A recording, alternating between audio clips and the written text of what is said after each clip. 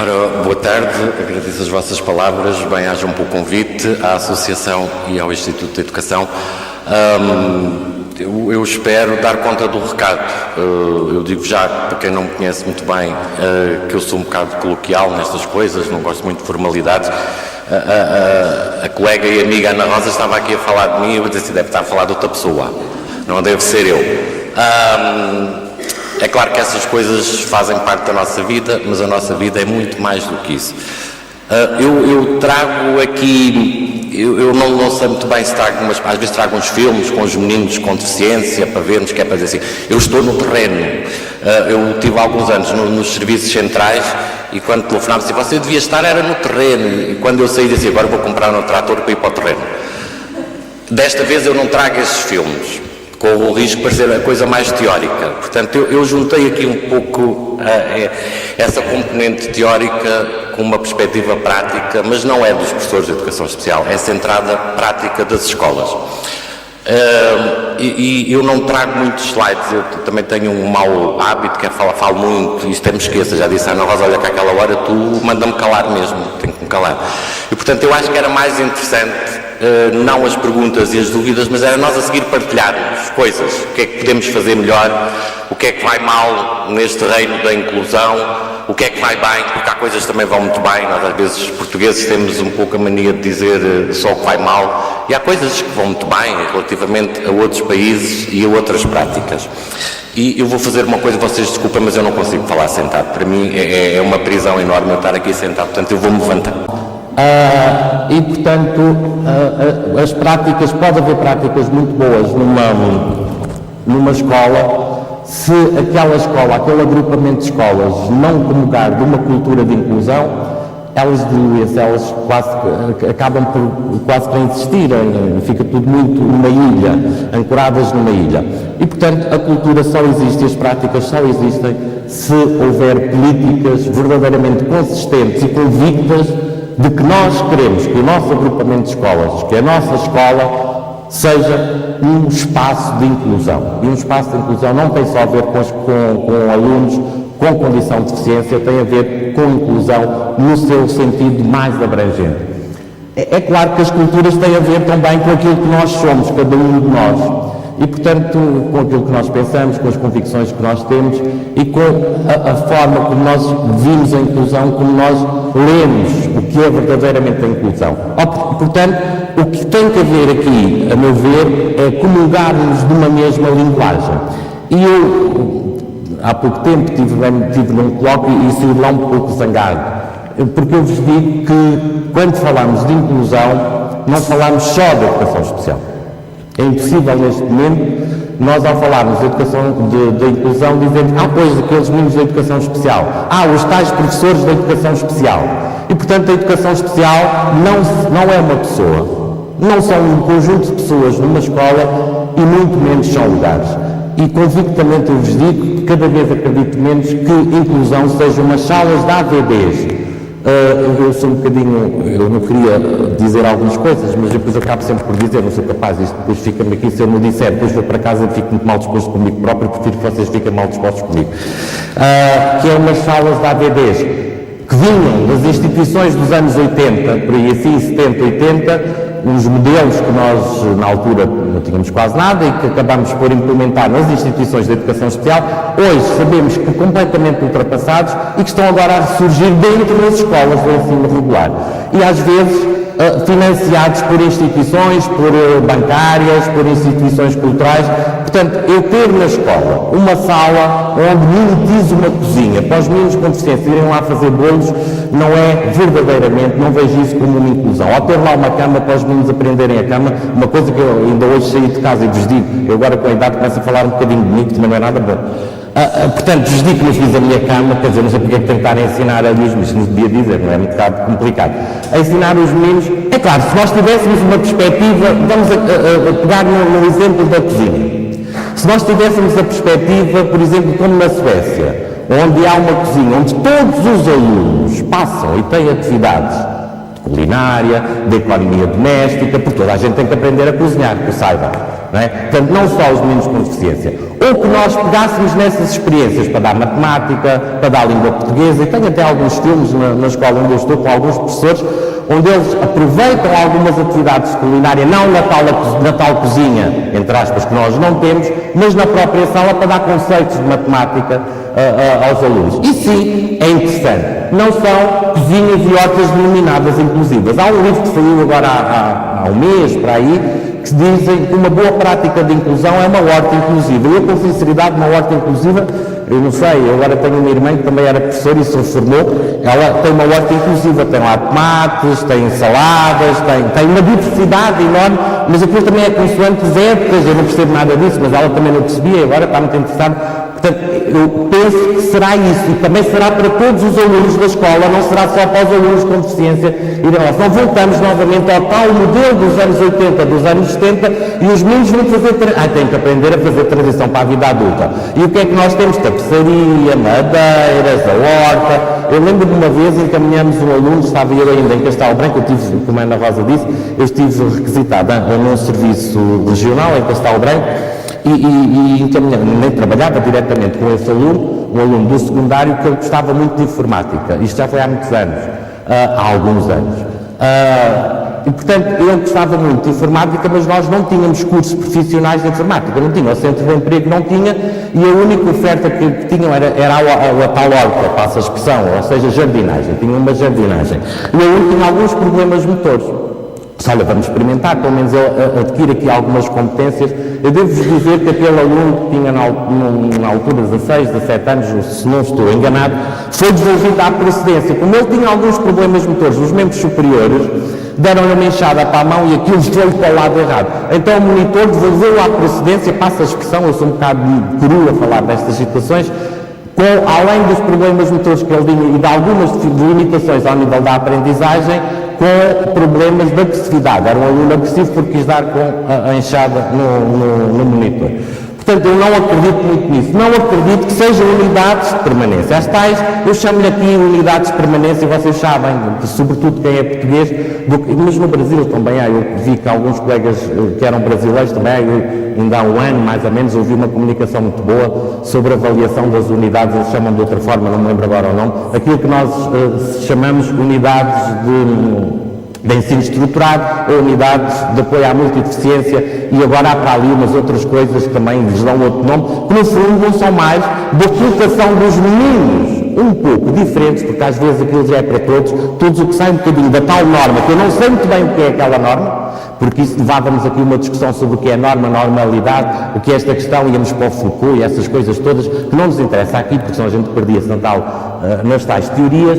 Quer dizer, e aquilo não funciona muito bem, porque é uma salinha onde os meninos estão ali, e eu, no outro dia ouvi dizer que havia uma sala de ensino estruturado, onde fizeram, na sala de ensino estruturado, uma sala de contenção de comportamentos. Então a sala de contenção de comportamentos, para os meninos com autista, que são todos muito agressivos, muito maus, está toda forrada. Estão a ver os antigos hospícios, as antigas instituições psiquiátricas tinham desse tipo de salas.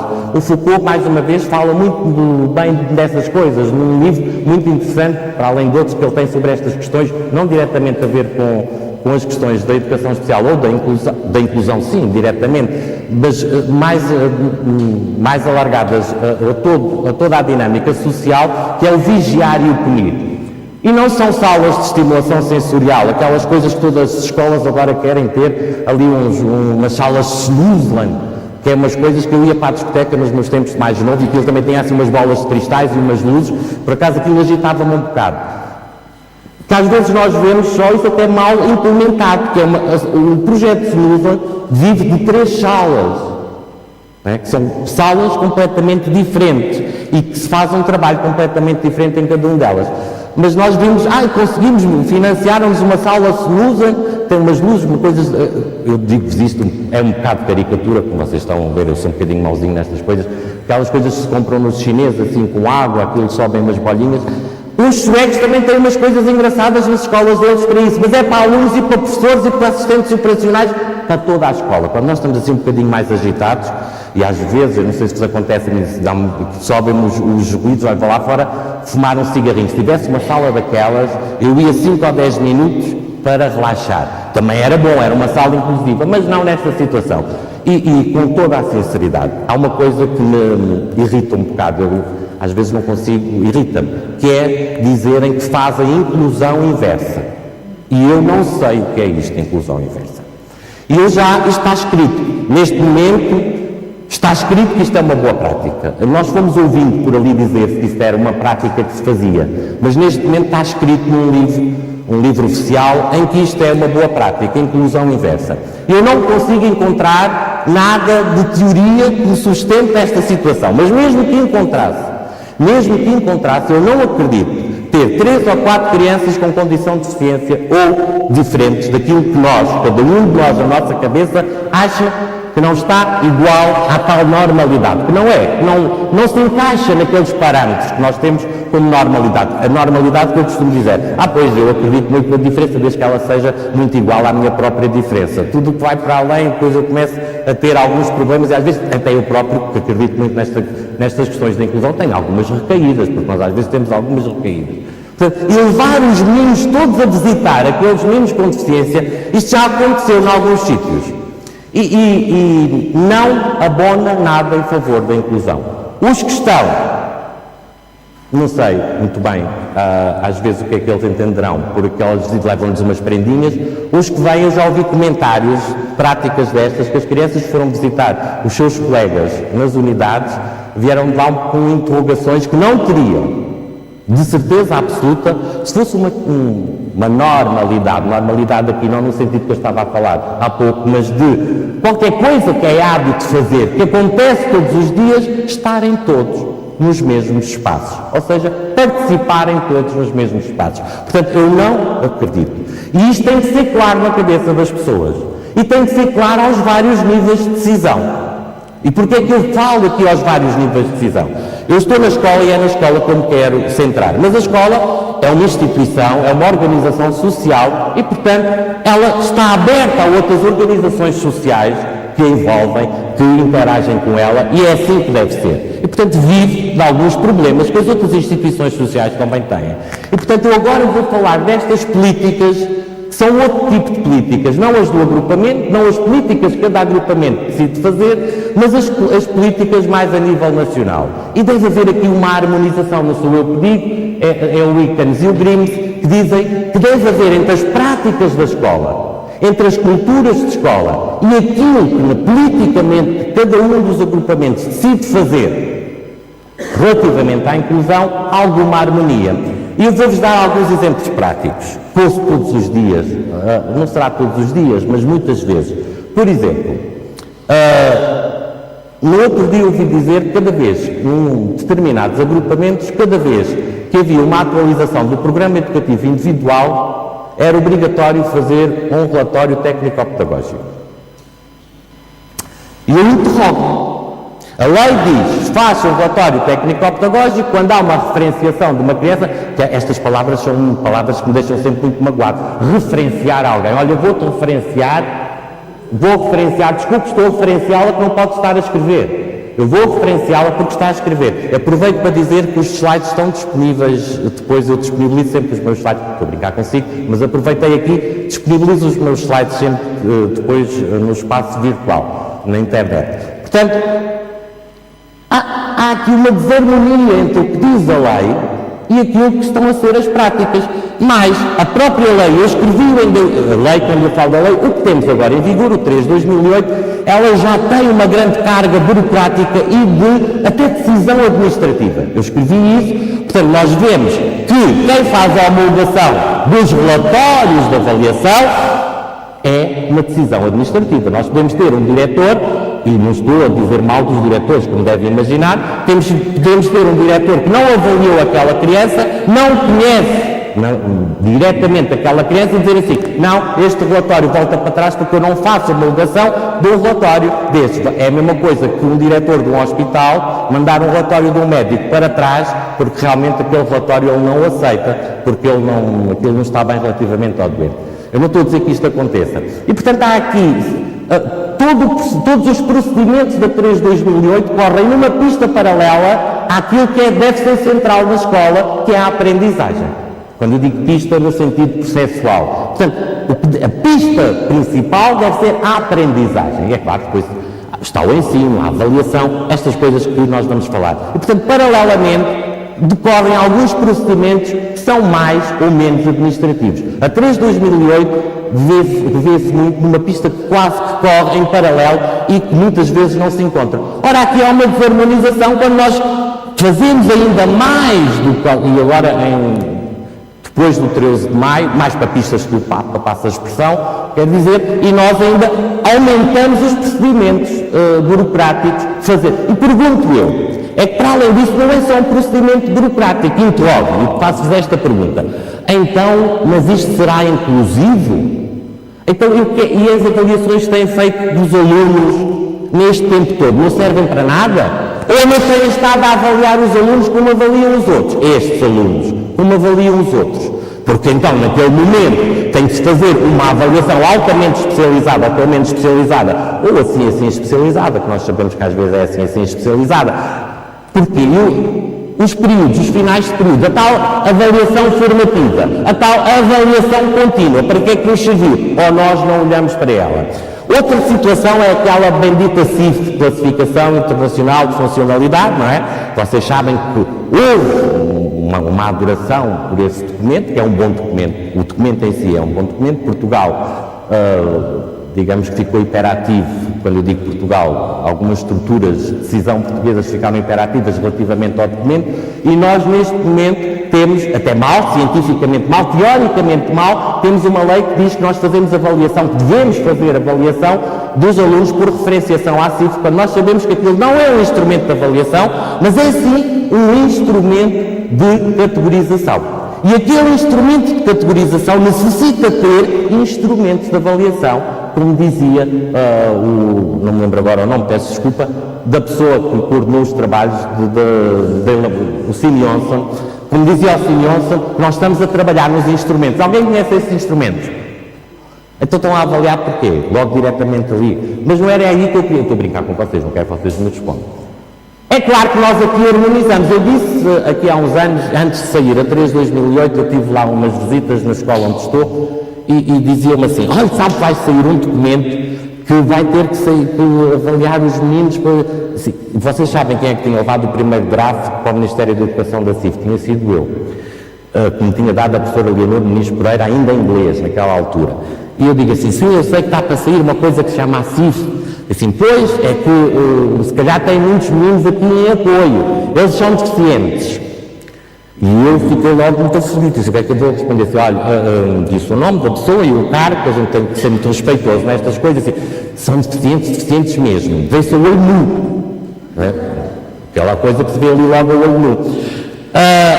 E, entretanto, aquela situação da CIF que está mal, portanto, nós andamos a fazer, eu digo assim, sim, eu vou pôr algumas cruzes, honestamente, com o mais conscienciosamente que eu possa, olhar para a criança e dizer assim, ok, eu tenho aqui alguns indicadores, porque nós sabemos que nos vão pedir isto, e eu tenho que cumprir ordens.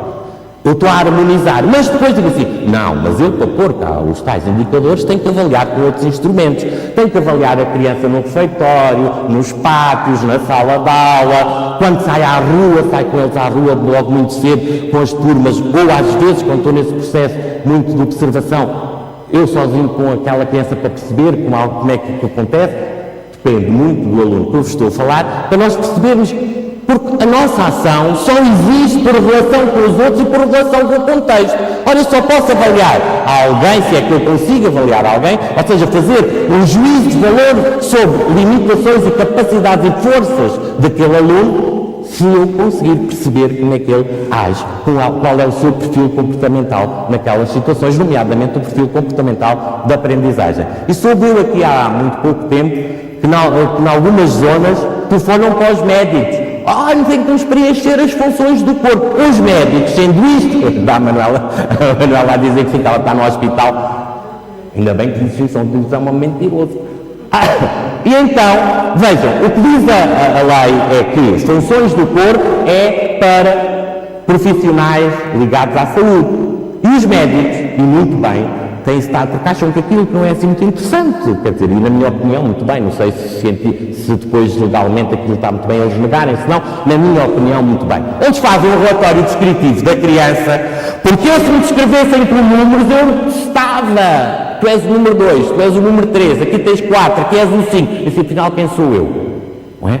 Portanto, descreverem a criança e mandam, e os colegas não querem, porque depois diz que aquilo não pode ir para a educação especial. Eleger para a educação especial. Nós não estamos a eleger respostas adequadas aos alunos, mas estamos a eleger alunos para um determinado serviço e às vezes para espaços. Não, este é para ir para a unidade, não é? E quando não têm uma resposta positiva dos médicos, ouvi-o dizer, e isto é por ouvir dizer, e portanto se calhar não é verdade, vale o que vale, leem os relatórios do médico e fazem a aferição dos indicadores. A pessoa, o colega, o professor, ou outros técnicos, leem aquele relatório descritivo do aluno. O médico escreveu e disse, não, aqui isto corresponde ao indicador tal, com o valor tal. E isto é de uma falta de cientificidade, de uma falta de ética, e não tem nada a ver com avaliação. Há uma desarmonia, estando a lei já com alguns problemas, mas pronto, nada nasce sem problemas e se desenvolve sem problemas, faz parte da natureza humana, as leis também. Nós ainda desarmonizamos mais a nossa prática relativamente àquelas questões. Portanto, é claro que nós sabemos que isto depois é localizado em alguns sítios do país, mas que não é a regra, são exceções, não é? Nós sabemos que isto não acontece por ali assim muito. Portanto, harmonizar as políticas educativas com as tais políticas do agrupamento, com as práticas do agrupamento e com as culturas do agrupamento. Quando é que a inclusão é ação? A inclusão só é ação quando eu tomo como ponto de partida o sistema educativo real. Eu não consigo mudar, e mentalizemos disto de uma vez por todas, mudar algo, mudar alguém de fora para dentro. É no dia a dia com os outros, discutindo, refletindo, estando lá sabendo, olha, isto fazemos muito bem, olha, isto aqui eu sabia fazer melhor, mas neste dia não me apeteceu muito, mas sei como é que se faz melhor. Então, olha, o que é que fizeste hoje? Olha que isto correu muito bem. Olha, posso ir lá para a tua sala. Eu entro nas salas, há aqui colegas que trabalham comigo, sabem isso, adoro. Eu não era incapaz de estar metido numa sala, faltava-me o ar, eu adoro andar a passear. Também é verdade que a gente neste vai e vem trabalha menos. Descansa um bocadinho mais. Adoro andar nos corredores, entrar na sala dos colegas e dizer assim, deixa-me dar hoje uma aula, deixa-me a mim dinamizar uma aula, porque eu já estou aqui um bocadinho e, portanto, acaba. O outro dia aconteceu numa sala de segundo ano, assim, deixa-me lá aqui dar a mim, o que é que tu vais falar hoje? Então deixa-me a mim falar aqui um bocadinho, que é para eu não ser o professor dos deficientes. Vocês estão a ver, senão isso qualquer dia já não é o menino que tem uma condição de deficiência. Eu também tenho, mas além das minhas também fico com os do aluno, porque eu tenho algumas, vejo muito mal, tenho aqui uns materiais de apoio, uns suportes de apoio que vocês não veem, e tenho outros que nem vos digo, nem não vale a pena, umas vêm-se logo, não é? Vocês avaliam, vêm-se logo. Outros não vale a pena, teria que ser uma avaliação mais tipo da growing, ou assim umas coisas, que se via melhor aqui alguns problemas que eu tenho. Portanto, sobre o sistema concreto, não vale a pena estar a idealizar. Ok, isto está mal. Está, mas é isto que nós temos concreto. E é daqui que nós temos que partir. Vale a pena dizer assim, aqui para a Ana Rosa que eu conheço também, tu trabalhas muito mal. Tens que mudar isto. Olha lá, e se nós fôssemos aqui ver assim, como é que nós podemos eu fazer um bocadinho melhor e tu fazeres um bocadinho melhor? É que senão ela fica logo negativa, espera aí que eu já não vou mudar. Então se ele está aqui a dizer que eu sou assim tão má, agora já nunca mais entra na minha sala. Lá se vai a pouco a coadjuvação que existe. Sim, porque a coadjuvação é uma coisa muito interessante, não é? Portanto, e um olhar holístico para aquele aluno no todo. Quem é aquela pessoa? Aquele aluno, aquela pessoa. Não é? O que é que ele tem realmente que é uma grande força nesta pessoa? E depois, as suas fragilidades, como todos nós temos, não é? Outra situação é a inclusão quando há sistemas, organizações que incentivam a reflexão, a crítica. E nós temos um mal neste nosso país, não é só no nosso, mas já que estamos aqui, falemos de nós, para não estarmos a falar dos outros, para falarem de nós, porque os outros também falam muito de nós, ao menos nós não vamos falar deles. Que é, lidamos mal quem critica, está contra, quem está contra, nós... Não, esta coisa da assertividade dos consensos só existe por desconstrução das situações, por discussão daquilo que nós temos. E, portanto, criticar não é mal nenhum. Não é? A seleção nas próprias escolas, não é fora das escolas, porque as escolas são diferentes. Se as pessoas são diferentes, as organizações também são diferentes, mesmo que sejam todas elas escolas, mesmo que sejam todos eles agrupamentos de escolas. Certeza absoluta que o agrupamento de escolas de Chaves ou lá de cima atrás dos montes não é igual a um agrupamento de Lisboa. Mesmo aqui em Lisboa, quem trabalha aqui em Lisboa sabe muito bem que o agrupamento de escolas, determinado agrupamento de escolas no centro de Lisboa, não tem a ver nada com muitos agrupamentos de escolas da periferia de Lisboa. E não estou a dizer que uns são bons e os outros são maus. Não. O que eu estou a dizer é que são diferentes. E é nessa diferença que tem que se trabalhar. É sobre esta diferença. É com essa diferença que nós temos de trabalhar. E temos de trabalhar para a participação. Portanto, na participação de todos e de cada um. Ora, a inclusão é a ação quando há desenvolvimento e partilha de valores inclusivos. E como eu acredito, sou eu que acredito, espero que haja mais gente a acreditar, porque senão eu sinto muito sozinho, que só há partilha de valores se houver uma linguagem em comum. É que às vezes, mesmo havendo, nós estando a falar a mesma coisa, achamos que estamos a dizer coisas diferentes uns dos outros. Porque não nos reunimos. Podemos fazer reuniões de conselhos pedagógicos, reuniões de conselhos docentes, sem ser para discutir se partiram muitos pratos e se as colheres, eu conto este de exemplo muitas vezes, não devia, que algum dia vou preso, que as colheres que os meninos entortam, também é importante, se eles andam a entortar muitas colheres do refeitório, é importante nós discutirmos isto. Mas será que podemos discutir os alunos que temos? Não é? Fazer discussão de casos todos os dias que nos reunimos, não é os casos todos. Há alguns casos que nos preocupam mais. Nós não sabemos muito bem o que é que devemos de fazer para que aquele aluno aprenda mais e melhor, para que eu possa ensinar mais e melhor. Desenvolvimento de líderes comprometidos com os valores de inclusão. Como eu vos disse e comecei por dizer isto, não acredito que esta inclusão seja uma mochila que só os professores de educação especial têm que carregar. Aliás, a gente vai envelhecendo e eu, se há algum tempo ainda conseguia carregar uma mochila um bocadinho mais pesada, neste momento já me faltam algumas forças. Não é? Eu já nem consigo mochila. Eu tenho aqui um colaborador que é assistente operacional, que trabalha comigo com a professora de natureza, e me diz: ai, venha cá, Marcos, que eu já não estou a aguentar esta situação pedagógica que está-me aqui a envolver muito fisicamente e já não sou capaz, não é? Já nem falo das mochilas dos saberes. Falo até das mochilas. Nós conseguimos ter mais agilidade para algumas situações. Portanto, líderes comprometidos. Eu não consigo ter um agrupamento de escolas, posso ter 3 ou 4 professores, repito, muito bons nestas questões da inclusão. Mas se a liderança não acreditar que isto é possível e não comungar desta, eu lembro-me de um dia dizer a um diretor, ele andava sempre a dizer: ai, nós somos muito inclusivos, ai, nós há muito tempo temos cá. Olha, então, eu nunca fui ver aqueles meninos que estão lá na tal salinha. Ele me dizia a tal salinha, eu digo assim que é para não situar bem as coisas, porque me mete muito em confusão.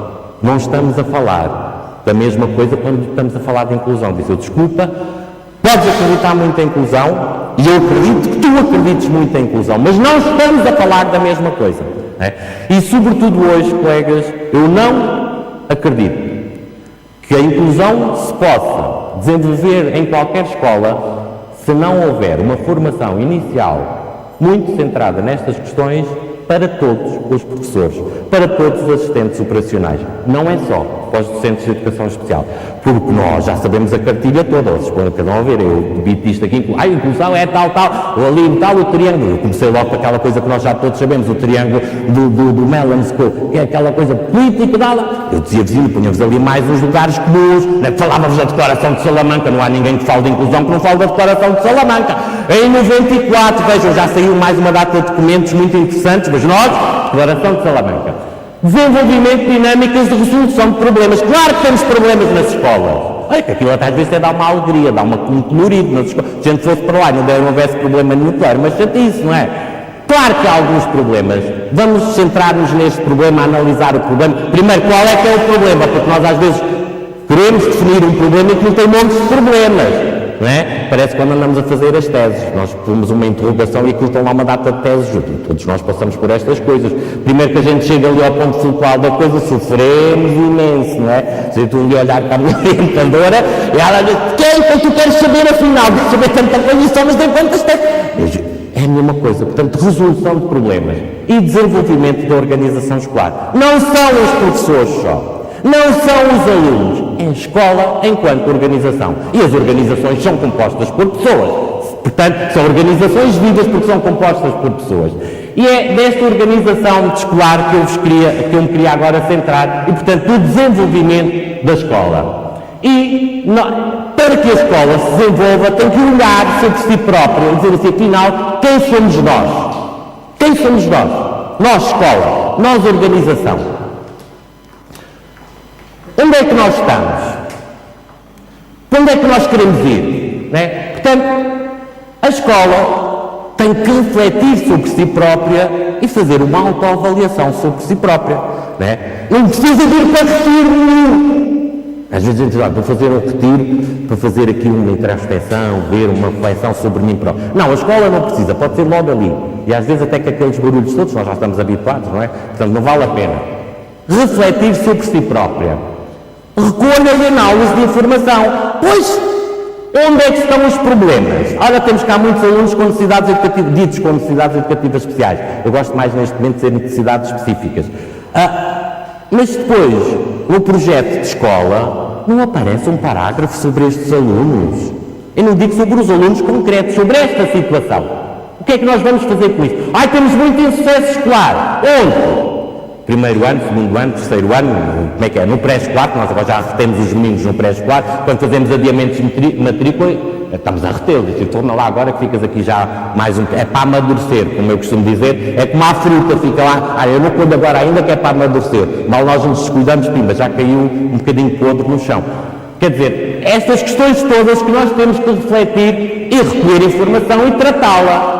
Afinal, onde é que nós temos... Não podemos resolver tudo ao mesmo tempo. Não há nenhuma organização que consiga fazer isso. Não há ninguém que consiga. Eu, pelo menos, quando tenho muitos problemas lá em casa, digo, este chip eu vou tirar agora, este não é prioritário, então fico ali só com um, no máximo dois. Assim, isto agora é para resolver até dia tal. Tenho que resolver, não sei se vocês fazem o mesmo, se calhar tenho aqui algumas limitações e assumo-as. Portanto, as escolas têm que fazer a mesma coisa. Qual é o alvo que nós queremos neste momento? As decisões que nós queremos tomar.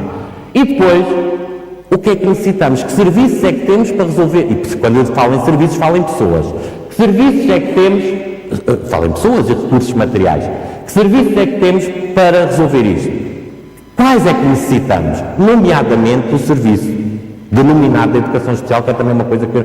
Vocês já viram que é uma educação mais especial do que as outras. Eu costumo dizer aos colegas, olha, eu fiz uma especialização, deram-me uma varinha mágica, fiquei, vocês não são nada especiais, não percebem nada disto da educação. A educação especial é só dos professores da educação especial. Depois até nos mandam, os meninos mandam-nos, alguns mandam-nos os mesmos, e dizem, olha, ele não sabe ler, não é capaz de ler. Eu tenho lá uma varinha mágica, estou 2 dias com ele, aprendo a ler num instantinho. Vocês estão a ver o que é, estas especializações são muito boas, não é? Que nós somos assim uns supra-sumos. Portanto, identificar e remover barreiras à participação, à aprendizagem, porque a aprendizagem é participar. Quanto mais eu sei, mais eu posso participar. Quanto mais eu consigo criticar daquilo que vejo, daquilo que ouço, daquilo que leio, mais eu consigo participar, mais participativo eu sou. Portanto, esta coisa até da transição para a vida adulta não vale a pena ser só a partir dos 15 anos. Não, começamos mais cedo. Assim eles logo a fazerem umas crises. Eu não quero fazer isto. Ok, é claro que a gente... Então não queres fazer, não o fazes. Não. Vocês sabem que não é isso. Daqui a bocado estão a dizer que eu estou a falar em português. Não é isso que eu estou a falar. Ok, temos ali uma data de outras coisas que eles podem fazer. Mas olha, depois tens que fazer isto, isto também é importante, não é? Portanto, remover as barreiras à aprendizagem. Gestão dos profissionais, desenvolvimento da profissionalidade. E isto é muito mais, vocês sabem também, como eu, ou melhor ainda, que esta situação, esta expressão do desenvolvimento da profissionalidade tem muito mais do que o desenvolvimento profissional. E tem a ver com as tais questões de cultura, com as tais questões da pessoa, o que é que nós somos enquanto pessoa, porque isso também tem a ver com aquilo que nós somos enquanto profissionais. Também não há aqui uma divisão muito clara e efetiva de, não, esta é a tua parte profissional e esta é a tua parte pessoal. É claro que há um reduto pessoal que nós resguardamos e muito bem. Mas depois as coisas às vezes tocam-se aqui. Portanto, políticas e objetivos da escola, planificação e contexto, salvo, mapear, fazermos planificação do que é que queremos, autoavaliação, estratégias e monitorização e avaliação. Não devemos ter medo de sermos monitorizados. Devemos pedir para sermos monitorizados. Se nos disserem na monitorização que a avaliação, que a inclusão é aquela coisa da inclusão inversa, nós ali temos de dizer, espera aí, vamos harmonizar isto. Então, eu estou a brincar agora com a situação. Pronto, então eles estão nos espaços todos e de vez em quando a gente tem aqui uns espaços onde nos vamos visitar uns aos outros. Fazemos assim umas coisas. Estou a brincar agora com esta situação. Monitorização, começar por nós organização, na tal reflexão que fazemos sobre nós próprios e depois orçamentos, claro. Vocês sabem que eu ultimamente sou muito crítico de haver legislação para a educação especial, porque ela não é nada a educação especial. Eu não vejo esta coisa, passo a expressão, isto é quase um subsistema educativo aqui. Se nós formos ler a lei de base do sistema educativo, isto aparece mesmo, esta área e outras. Portanto, vocês vejam que nós temos que mexer neste sistema todo, desde o macrosistema ao mesosistema, então tem que ser tudo mexido. Quando eu falo mais numas coisas, portanto, e algumas pessoas, eu via mais, avaliação. Porque é que temos que ter uma lei só para a educação especial que nos diga como é que os meninos da educação especial, estou a ser irónico, são avaliados? Porque é que eu não posso ter uma lei sobre avaliação onde, num ou dois artigos, especifique que alguns alunos necessitam de outras formas de ser avaliados, de outros instrumentos, de outras não sei o quê. Porquê é que não? Porquê é que não? Não é? Pergunto eu, mas se calhar não tenho razão. São perguntas, são dúvidas que eu tenho, dúvidas existenciais que eu tenho tido nos últimos tempos, não é? Portanto, porque é que eu ter ali uma lei? Às vezes já tenho ouvido dizer, pois, porque depois o Estado, os governos esquecem, isso diz-se a nível nacional e internacional, que nós temos que ter orçamentos específicos para estas áreas. Mas então nós podemos pensar nisto, dizer assim, não, há parte de orçamentos para os agrupamentos de escola que são para situações específicas, outro tipo de técnicos, outro tipo de profissionais, outro tipo de materiais, como até suportes de apoio para a escrita, para a leitura, etc, como vocês sabem muito bem. Outra situação é que a inclusão é a ação quando há coadjuvação no ensino. Adoro esta situação. Eu estar numa sala, a rirmos, só tenho mais 10 minutos, todos a brincar no bom sentido deste brincar lúdico, de ensinar e de aprender, como outro colega. E eu tive essa experiência num sítio onde pediram, na altura estive requisitado, com coadjuvação, um projeto de coadjuvação do ensino no primeiro e no segundo e terceiro ciclo. Era interessantíssimo. Para além da coadjuvação do profissional dito da educação especial e do colega dito do ensino regular. Colaboração nas aprendizagens. Sim, os alunos colaboraram, depois chegam aqui à universidade e dizem, eles não colaboram, fazem aqueles trabalhos, vais fazer um trabalho em grupo. Todos nós fizemos, aqui só para nós. Então tu fazes esta parte, tu fazes esta, depois a gente junta. A gente lê aquilo e diz, a linguagem é igual, que lá qualquer coisa aqui. Isto não é colaborar. E colaborar tem que haver barulho na sala. Vocês sabem o que é professores a trabalhar em grupo. Não é? A gente sabe, vamos fazer uma formação, eu aqui há tempos numa formação, podem-se juntar em grupo, 30 minutos para se organizarem, os colegas. Não queria trabalhar com este, porque não me apetece no ano de trabalhar, porque fazemos viagens em conjunto 30 minutos. E 30 minutos porque parou, temos de trabalhar. Foi uma experiência que eu fiz para os colegas perceberem como nós próprios, às vezes, demoramos muito tempo, há muito barulho. Avaliação para as aprendizagens. Ora, nós avaliamos para quê? Para aprender mais e melhor, para ensinar mais e melhor. Portanto, a avaliação serve para isso, ou serve para nós excluirmos. Não, tu não sabes. Não, tu também não sabes esta parte. Não, tu tens que aprender mais desta parte. Mas como? Portanto, nós avaliamos, acho que não estou enganado, para que os alunos aprendam mais. Participação e acesso ao currículo e equidade nas aprendizagens, que é muito para além da igualdade de oportunidades. Porque neste momento em Portugal a igualdade de oportunidades, digamos que já não é assim uma coisa muito ponderante. Os alunos realmente, exceto alguns agrupamentos que dizem, nós não temos cá estes recursos, vai antes ali para o lado que tem lá uma unidade que é para estes meninos. Ainda temos assim destas situações, mas participação e acesso ao currículo. Para termos acesso para os alunos terem acesso ao currículo, o currículo tem que ser um currículo mais aberto possível e um currículo flexível, como se tem falado muito ultimamente e muito bem. Depois, todos os alunos podem aceder a respostas e recursos complementares. Todos nós, ao longo da nossa vida, ou pelo menos eu senti muitas vezes isso ao longo da minha vida, houve momentos em que eu tinha dificuldades a aprender. Aliás, todo o meu percurso escolar eu tive sempre dificuldades em aprender. Mas havia momentos em que isto era pior. por várias razões, não importa. Eles também podem ter momentos que durem mais no tempo ou menos no tempo. Não estou a falar se as coisas são transitórias ou permanentes, que isto de ser tudo permanente para a vida inteira tem lá que se lhe diga. Portanto, eu não acredito muito nesta questão. Os meninos permanentes e os meninos transitórios. Estou a brincar, mais uma vez. Portanto, alguns alunos acedem a respostas e recursos. Alguns alunos têm que ter algumas respostas mais específicas ainda, né? E prestação de serviços em sala de aula, mesmo sabendo eu, e não quero que digam que eu sou fundamentalista, como às vezes sei que se diz, eu sei que às vezes tenho que retirar alguns alunos da sala, e por que não? Não vem mal ao mundo, é a mesma coisa que nós, eu comecei por fazer integração a tempo parcial, vejam bem, quer dizer, hoje nem sei muito bem o que é isso, parecia um homem a dias que ia lá parcialmente, uns tempos assim, fazer umas coisas. Eu às vezes posso retirar, e por que não? Não é isso que faz a inclusão, ou deixa de fazer a inclusão. Posso retirar um menino, algum tempo, mas o ponto de referência, o espaço de referência de participação é a sala de aula. A sala de aula e os outros espaços comuns a todos os alunos. Portanto, é ali que deve acontecer a aprendizagem. E também deve acontecer as dificuldades, porque é ali que nós conseguimos ver se realmente há dificuldades. E, portanto, eu ia passar um bocadinho mais rápido, porque estou quase, portanto, manter expectativas altas de sucesso. Eu digo às vezes assim, coitadinho, ele não vai ser capaz. Eu fui à internet ler que ele tem este problema, que é um nome muito esquisito, não é? Que é como o outro, o esternomastoideu do filme português. Ele até sabe o que é o esternomastoideu. Que é um nome muito esquisito. Não, diz aqui que ele não consegue controlar os esfíncteres, não vai conseguir não sei o quê, não vai. Portanto, não vale a pena. Não é? Portanto, se já diz isto, eles já nasceram todos assim, nós também nascemos assim, há de ter fralda ali a vida inteira, há de ter não sei o quê, e em alguns sítios ainda sou do tempo, enquanto não deixasse a fralda não ia para o primeiro ciclo, tínhamos jovens de 15 anos e de 12 e de 13 no pré-escolar, eu não estou a inventar, eu vi coisas destas, temos jovens de 15, 16 anos no primeiro ciclo, neste momento mais do que já tivemos muitos.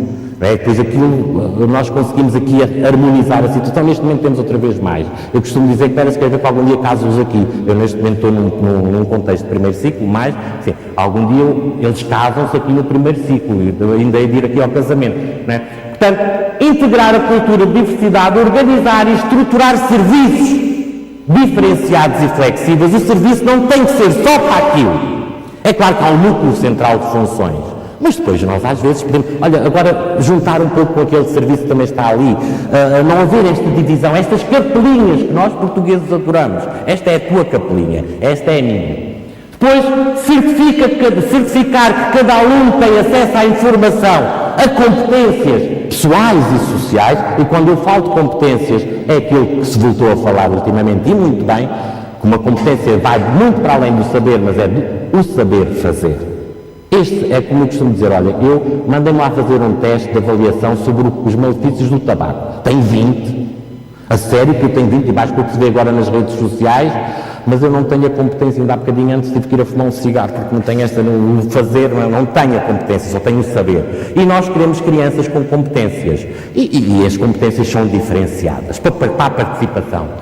Acomodar o currículo às necessidades individuais, e se nós só conseguimos acomodar o currículo se ele for flexível, e se ele é flexível, estamos automaticamente a dizer que ele é passível de práticas de diferenciação pedagógica e colaboração com as famílias e outros serviços da comunidade. Eu não quero os serviços todos dentro da escola, eu quero colaborar com outros serviços que estão ali, às vezes a fazer as mesmas coisas que nós, não é? Mas também não quero que esses serviços estejam completamente fora da escola. Mas quero que haja aqui uma harmonia também entre o que cada quais são as funções de cada serviço, para que essa criança, para que esse aluno aprenda mais e melhor, e para que nós consigamos ensinar mais e melhor.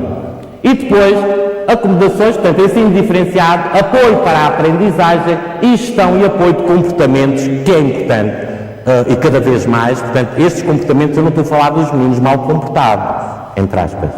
Estou a falar de comportamentos, gerir comportamentos dentro de uma sala, ou dentro da escola. Clima de sala de aula positivo. Vamos cá combinar regras. Não podemos fazer isto todos. Juntos, vamos cá combinar regras. Como é que isto está a funcionar aqui? Olha, eu não estou de acordo, eu estou... Porque senão depois nós queremos que eles sejam bons políticos. Temos lá alguns na minha escola que vão ser políticos, certeza absoluta, outros vão ser gestores, e nós queremos que eles sejam bons gestores, que eles sejam bons críticos nesta gestão que fazem das coisas públicas e das privadas já agora também, que é muito importante para todos nós. Portanto, e para isto é preciso avaliação para as aprendizagens e autoavaliação. Portanto, cada pessoa ter momentos de autoavaliação e dizer: eu sei mais disto do que disto. Sei mais desta parte, tenho que trabalhar mais isto. Não é? Olha, eu não sei muito disto, preciso mais de ajuda aqui. Portanto, esta questão da avaliação. Desculpem. E agora vou passar estes slides muito rapidamente, mas eles estavam já projetados para passar. Para que aconteça, eu não volto a ouvir que os professores não têm modelos de ação. Eu tenho, nos últimos tempos, batalhado, há muitos modelos de ação.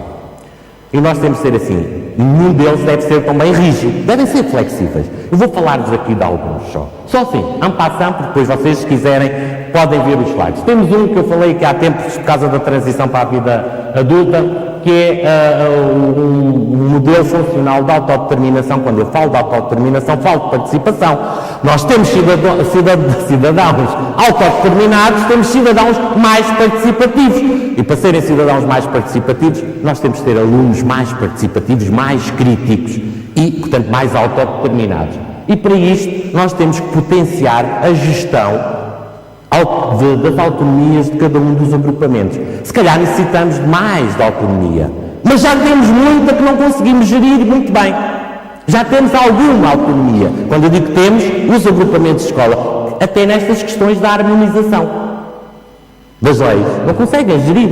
Há agrupamentos, uns melhores, outros piores. Portanto, gestão da autonomia. E dizer assim, olha, nós podemos fazer, não fugindo à lei, um bocadinho diferente. Vamos lá experimentar. Se calhar isto não resulta muito bem, mas podemos experimentar durante algum tempo e avaliar no que é que isto resultou e perceber que ganhos tivemos e que perdas tivemos. Um outro modelo é o da diferenciação pedagógica, e este vocês já sabem. Os anos 90, o sistema educativo português foi profícuo nesta situação. Houve práticas interessantíssimas, houve formação imensa. E onde é que está isto? Morreu porquê? Quase que não se fala nisto.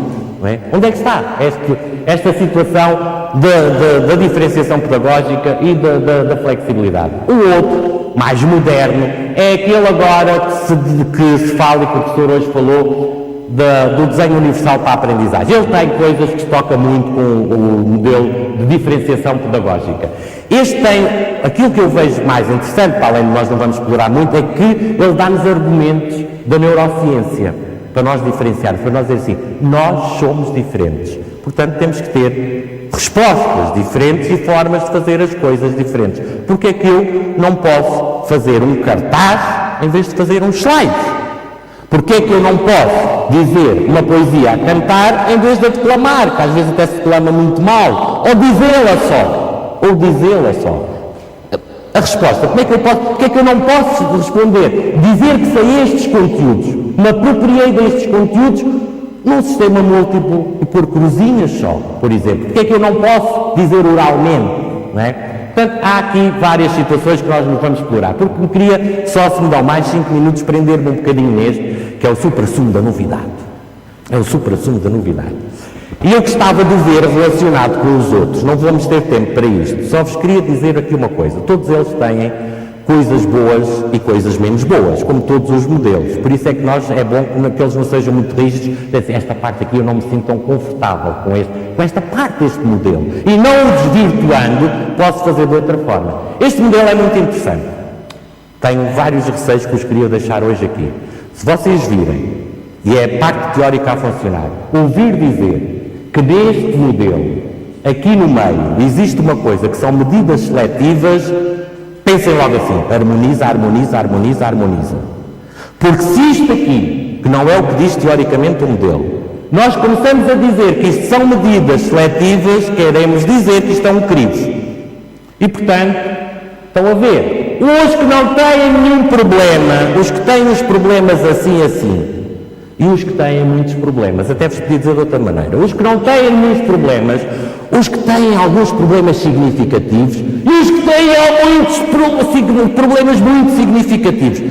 fixem-se um pouco nesta linguagem, porque às vezes é importante nós, desculpem-me estar-vos a pedir isto, mas será importante se nós nos encontrarmos um dia mais tarde.